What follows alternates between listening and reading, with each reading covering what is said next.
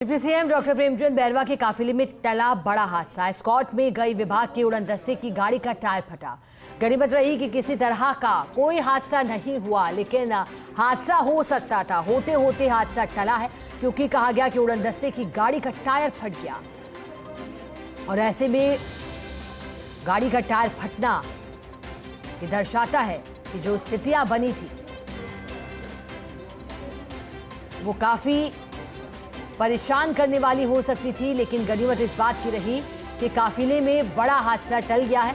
लेकिन अब जांच पड़ताल भी होगी। गाड़ी का टायर फटा है तो क्या उड़न दस्ते की गाड़ियों को लेकर पहले ये सुनिश्चित नहीं किया गया था कि जो काफिले की गाड़ियां हैं वो पूरी तरह से ठीक हैं, गाड़ी का टायर ठीक है, किसी तरह का कोई पंचर तो नहीं है, क्योंकि अचानक से टायर फटना और एस्कॉर्ट में गई विभाग की उड़न दस्ते की गाड़ी का टायर फटना ये भी दर्शाता है कि कहीं ना कहीं लापरवाही अवश्य हुई है। लेकिन राहत इस बात की कि बड़ा हादसा नहीं हुआ, हादसा टल गया, लेकिन बड़ा हादसा हो सकता था। भविष्य के लिए सुरक्षा की दृष्टि से ये जरूरी है कि अब इस पूरे मामले पर जांच पड़ताल होगी और फिर ये तय होगा कि आखिरकार जो काफिले की गाड़ी का टायर फटा है वो क्या एक अनहोनी है। इस तरह की स्थितियां उत्पन्न हो गई थी जिसके चलते कोई नुकीली वस्तु काफिले के टायर में घुसी और ये हादसा हुआ, या फिर पहले से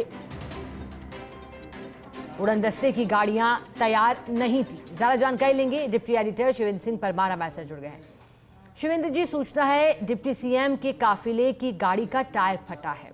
अब क्या इसमें लापरवाही की बात सामने आ रही है या फिर महज इस तरह की स्थितियां बनी और इसके बाद क्या सब कुछ ठीक है?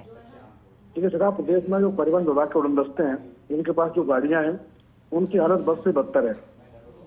टाइम पर सर्विस नहीं होती, टाइम पर टायर उनके चेंज नहीं होते, और यही कारण है कि जो जयपुर आरटीओ प्रथम से गाड़ी गई थी उड़न दस्ते में, उसका टायर फट गया। गनीमत रही कि गाड़ी पलटी नहीं, कोई हादसा नहीं हुआ, लेकिन चलती गाड़ी का इस तरीके से टायर फट जाना एक बड़ा जोखिम होता है। और इस हादसे के बाद फिर सवाल खड़े हो गए हैं कि आखिर जो परिवहन विभाग के उड़न दस्ते सड़कों पर घूम घूम कर विभाग के लिए राजस्व लाते हैं सरकार के लिए, उनको नई गाड़ियां विभाग कब देगा? थोड़े दिन पहले विभाग ने नई गाड़ियां मंगाई, वो खुद के पास रख ली, गिनी चुनी गाड़ियां फील्ड में दी, मुख्यालय के अधिकारियों ने अपने पास गाड़ियां रख ली। तो जब तक परिवहन विभाग के उड़न दस्तों को नई गाड़ियां नहीं मिलेगी तब तक इस तरीके के हादसे ऐसी खबरें हम सुनते रहेंगे। बिल्कुल आपने ठीक कहा शिवेंद्र जी, क्योंकि आपने कहा कि हालत बद से बदतर है। अब शिवेंद्र जी, क्या इस मामले को लेकर आगे कुछ बड़े फैसले भापते हुए स्थिति को हो सकते हैं? क्या बदलाव गाड़ियों में, व्यवस्थाओं में हो सकता है?